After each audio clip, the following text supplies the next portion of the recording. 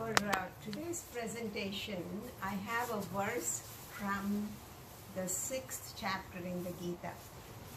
The 6th chapter is called Dhyana Yoga. It's also called Atma Samyama Yoga. In this chapter, Krishna teaches us about meditation, concentration, and introspection to help us to achieve internal transformation through continuous practice. To illustrate the point, I picked a verse 9, verse 9. It says, Suhrun mitra rudasena madhyastha dveshya bandhushu sadhushvapi cha papeshu samabuddhir vishishyate. Krishna says, he who is of the same mind towards anybody, and he gives a few examples of who those anybodies could be. He says, like a benefactor, a friend, an enemy, an acquaintance, an arbitrator, a hateful person, good person, or a sinner. He gives a number of examples. And he says a person who could be the same towards anybody, that person excels. And being the same to anybody is called samabuddhi. A point of didactic importance is, or interest is, the first line of this verse is called what is called a samapadam, means it's a long compound word. Suhrun mitra rudasena madhyastha dveshya bandhushu. It's all one word because of the sandhis, joints that Sanskrit has. So Krishna is talking about samabuddhi. Why is he talking about samabuddhi, which means equanimity? During the battle, Arjuna becomes despondent, becomes confused, and he no longer knows what to do. So he turns to Krishna and says, Shishyasteham shadimam tvam prapannam. 2nd chapter, 7th verse. Which is, he turns to Krishna and says, I am your disciple. I am your Shishya. Instruct me, guide me. I take refuge in me. Tell me what to do. Then, only then, Krishna starts teaching him only upon being asked. So a point for us to know is that it would be wise to avoid giving unsolicited advice. So Krishna takes this opportunity to teach Arjuna how to navigate through life. Not just only in the war, but through life. And through Arjuna, he's teaching us how to navigate life without being agitated by this world. Like I mentioned last time, lokano dvijate chayaha. And if you notice that Krishna also did not say, I am the Lord, I am God, I'm in charge, I'll take care of you, everything. He was instead teaching Arjuna to do his best. He was teaching Arjuna to realize his potential. He was teaching Arjuna how to improve his concentration so he can do his job better and transform himself. So he was trying to teach Arjuna how to live rather than show him, just go do this. And what was he advising Arjuna? He was advising to develop what's known as Samabuddhi. Samabuddhi is to have the same disposition no matter what we face in life, whether they are different circumstances, different experiences, different possessions, or people. Very important, people, because life consists of interactions, continuous interactions with various types of people, constantly. And Krishna was giving some examples, and I'll go over those, what he was talking about. The first two examples Krishna talks about are Suhrud and Mitra, means they are friendly people. Both are our well-wishers, but there is a difference between a Suhrud and a Mitra. A Suhrud is somebody who goes beyond the call of duty. Okay? The degree of friendship is higher. He's our benefactor. And he helps us without expecting anything back. Whereas a friend is on more equal par. He helps us when we need him and we help him in return. It's a parasparam type of thing. Suhrud expects nothing. Then comes Ari. Ari is enemy, even the most wise. Even if we mind our own business, without any effort, we can acquire enemies. Why is it?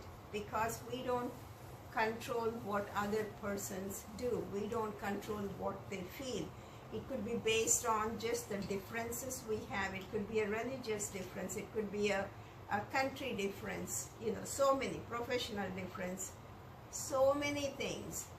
So even if we behave like we are supposed to behave, we can still have some enemies in life. The next people that Krishna talks about are Udasina and Madhyastha. These are neutral type of people. A Udasina is more like an acquaintance or more like an indifferent type of person who does not try to get into a conflict. He doesn't get between two people and keeps to himself. Whereas a Madhyastha, on the other hand, is more like an arbitrator. He tries to make peace between feuding, people, and he tries to be neutral. He tries to be fair to both parties and does it in a pleasant way. And he is liked typically by both the parties. Then Krishna talks about Dvesha. A Dvesha is a person who is disliked. Disliked because maybe he is our enemy, or maybe he does things we don't condone, or maybe he behaves in such a way to aggravate us, to provoke us, to, manipulate us. That is a Dvesha. Then the other set of people Krishna talks about is Bandhu, relatives. Relatives can be of immediate family like spouse and children, or parents, or they can be extended, grandparents, grandchildren, aunts, uncles, cousins. And family can also be loving, they can be neutral, or they can be hateful, manipulative. We see all sorts of people, because when we deal with family, family is something we are blessed with. Unlike friends, we don't have a choice. We just happen to have family. However, we are a combination of good and bad. It's a different degrees, and depending on the circumstances, depending on the time, we can be good and bad. And for some people we are good, and some people we are bad too. In addition, we can also be dividing people.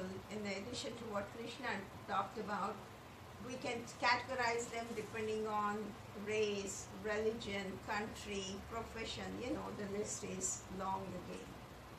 Typically, when we are happy, when we see people of our kind, quote unquote, and you might have had experience where you went into a shop, saw an Indian and said, "Hey, how are you? I'm so and so, who are you?" We have a smile and we go talk with them. In day-to-day life, we do categorize people as, he's a good person, she's a bad person, depending on whether they are our kind of people, depending on whether they think like we do, depending on whether they meet our expectations.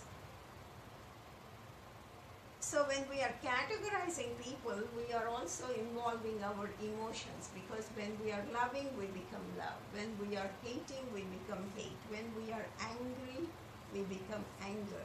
Depending on what the other person is, and we have emotions involved when we are categorizing people. So our feelings, our emotions, our reactions vary also depending on how we categorize. For example, if we say, yeah, this is my friend, our emotion is different when we see our friend. And we say, this fellow is somebody I don't condone what he does, our emotions vary. So our emotions and feelings make us categorize people, and then depending on the category again, our emotions come out. Most of the time we are very quick to categorize people. We don't really know what they are going through. We just jump in to form an idea. And when we do that, the world seems to reflect back. When we approach a person with hatred, it seems to come back to us. If we approach somebody with love and kind, chances are that is reflected. So whatever we project with or without our knowledge seems to come back, reflect back from the world. And most of the time we are happy when people are behaving according to our expectations, and not happy when they are not. So what happens is this gives us emotional gyrations. And the answer to that, to avoid those ups and downs, is developing, Krishna says, sama buddhi, equanimity. It's a word that's used very often in the Gita. In fact, it looks like a very popular or favorite word to Krishna, and he uses it several times. In fact, in the second chapter 48, he defines yoga. Samatvam yoga uchate. He says, what is yoga? Yoga is developing this equanimity no matter what you're facing. And he gives examples. Sukha dukkhe samet krutva labha labha jaya jayo. Whether you are in pain or pleasure, gain or loss, victory or defeat, you need to develop even keel disposition.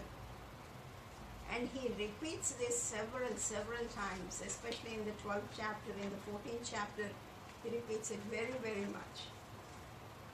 Why do we not have this equanimity? Because most of the time we operate under what is known as rajasic knowledge.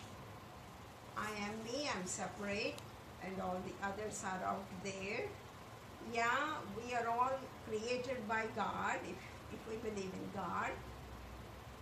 However, we also think about God being somewhere up there.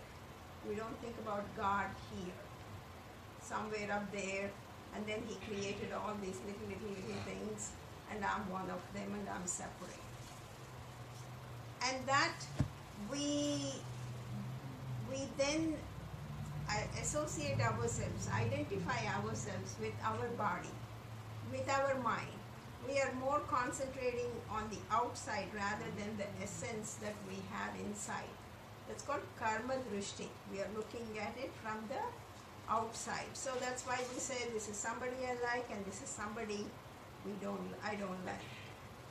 What Gita insinuates, advises us, guides us to think about is to really ask this question, who am I? And that's what Raman Maharshi used to say. Who am I is the fundamental question we need to ask. Am I this body? When I look at this body, this is not the body I was born with. This is not the body I had when I was a child. This is not the body I had when I was young. Now that at this stage, it's different. Like Gita says, at various stages, the body changes. Am I my mind? No, because it was also changing. I can remember when I was little how I used to think when I was 4, 5, all my world was full of toys and dolls, and now it looks like silly. So things change according to the age, things in the head, the brain, the mind. Am I the role that I am playing? But then I'm so many different things to so many different people, starting from a child to a grandmother to, a profession to whatever you can think about. I was there before I got my degree. I was there when I was practicing. I'm here after I retired. So who am I? You see, is the fundamental question. And one of the Mahavakyas from Chandogya Upanishad says, Tattvamasi, you are that. And Gita reiterates that. You are nothing but a soul, Atma. The energy that is running this show. Okay? And this I behind all these my's, my body, my mind, my hand, my book, whichever one is saying all those my's is what you are. You are really a soul that's wearing this outfit and playing this role. When you are able to keep that knowledge, Gita also says, when you see somebody, whether it is the head of a big institution or the lowest, employee there, or anybody for that matter, you would be able to see that person, who that person really is, not be carried away by the roles the role that person is playing, but be able to have this Atma Drishti, know that each one is a soul. And so you can develop a soul-to-soul connection. Okay? Let everybody play their role. That's part of living in this world. But be able to perceive the soul behind the role is the purpose of Samadrishti. Have a soul-to-soul connection. So no matter whom we are dealing with, to be able to see that essence that person has. And Krishna reiterates in the Gita, Mamai Vamsho Jiva Loke. Each one has a piece of me. And he says this several times in the 18th chapter. He says, Ishvaraha Sarva Bhutanam Hruddeshevjuna Tishtati. I'm sitting in the heart of everyone. I am the energy that everybody is carrying inside. Okay? So that is what yoga is about. Helps when we say a person is a yogi, that yogi is able to see that same essence in everyone. He is able to go beyond the external appearance. And when one develops that type of attitude, it's called sattvic type of knowledge. In the 18th chapter, he says, Sarva bhuteshu yena ikam bhavam avyayam ikshate avibhaktam vibhakteshu tadjnanam vidhi sattvikam. One who is able to see the undivided energy that is present in all the divided, creatures, that is called sattvic buddhi. Jnanam, knowledge, real knowledge. And when one has that, Krishna says, it's not just human beings that you'll be able to see. You'll be able to go beyond that. Animals, even plant kingdom. In the 5th chapter, he says, Vidya Vinaya Sampanne Brahmane Gavihastini Shunichaiva Shvapakecha Panditaha Samadarshanaha. Means when one has this type of knowledge, he becomes very humble, and he would be able to see whether a person from the highest caste or class or lowest class, or for that matter any animal, an elephant, a cow, a dog, doesn't matter. That person is able to see this essence, that divinity is not up there, it's everywhere. There's no place without the divine. So that is how he says we need to operate in day-to-day life, to help us behave better, not condemn people, not judge people, to be able to get along with people and live a better life. But that doesn't mean that Krishna is saying that we don't recognize evil or we call bad as good. And what was Krishna telling Arjuna on the battlefield? He was telling him to fight the evil. At the same time, Krishna is also reminding Arjuna to remember that even the so-called wrongdoing, bad and evil Duryodhana also has the same essence. You see, that's what Krishna is trying to say. Do your job, but remember who that person really is. Ordinarily in day-to-day life, we are doing so many things and we get disturbed sometimes, upset. But we try to act cool. We try to put up, front. What Krishna is saying is, you need to be cool inside. Do what you're supposed to do. No matter what the world is presenting to you, you need to stay cool inside.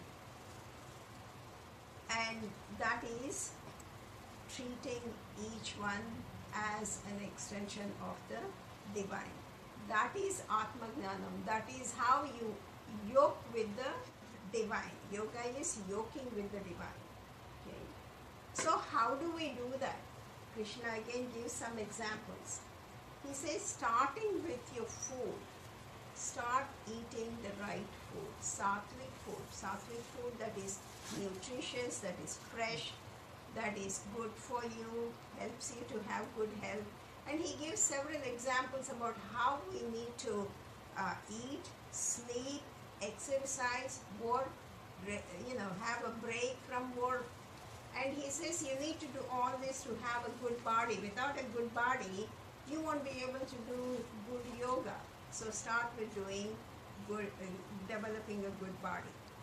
And then he says start changing the mind, how your mind is working. And he also says Uddharedatmanatmanam. Use your mind to pull yourself up, to help towards spiritual evolution.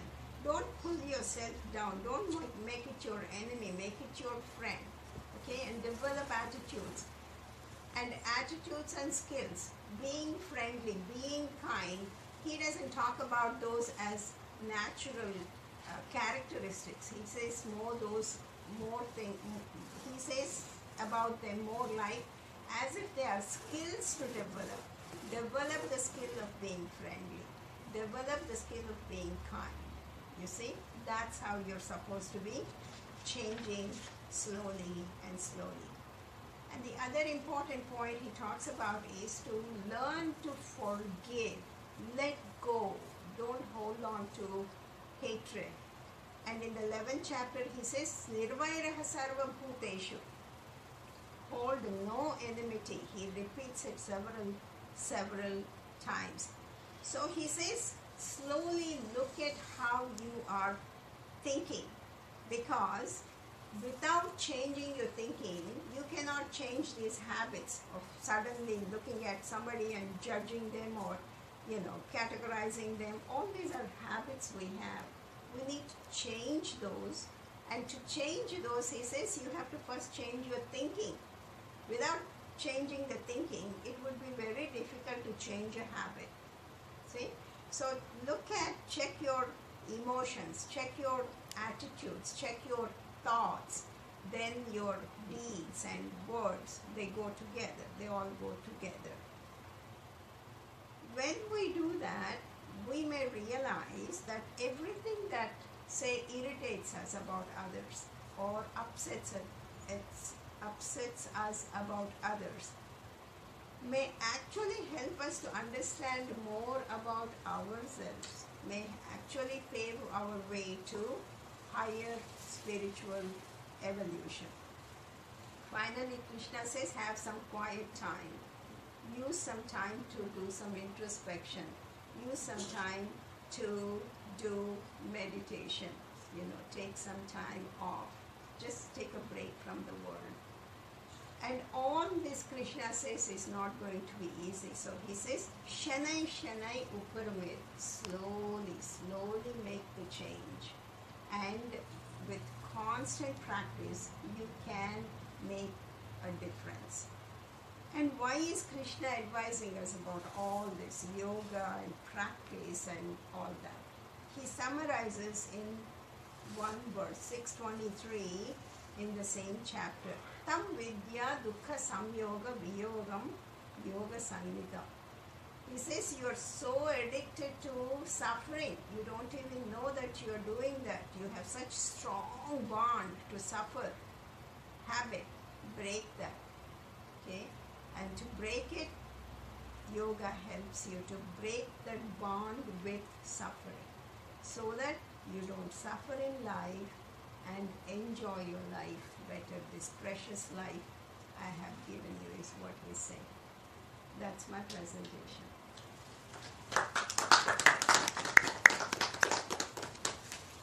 Any questions?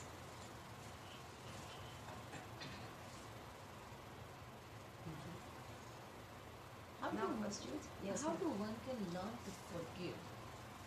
You may say that, okay, I forgive, so it should not, I will not, if that person comes, I will not behave bad or be rude to that person.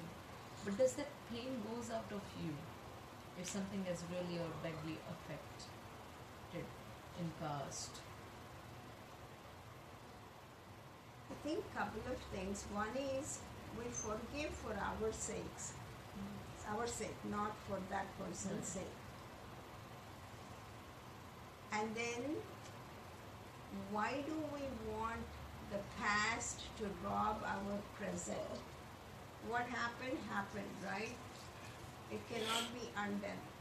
We shouldn't forget about it in the sense, if somebody is a harming type of person, we don't want to forget and let him have another chance to, or her to harm us. But forgiving, not holding that baggage inside, is something that helps me, not the other person. And hopefully maybe it would help too, because there are more transformations when people showed kindness in history, when we see, than an eye for an eye. An eye for an eye leads to even body for body type of thing. So it may indirectly help the other person also, but directly helps me if I forgive. And how do I do that? By looking at what I'm going through. First of all, we need to be aware of what's happening, right? That person hurt me, no question about that. And I have been hurt. But what has happened, and I am letting it continue to affect me right now. Is this the best use of my memory? Is this the best use of my thinking? So that's what Krishna is talking about, that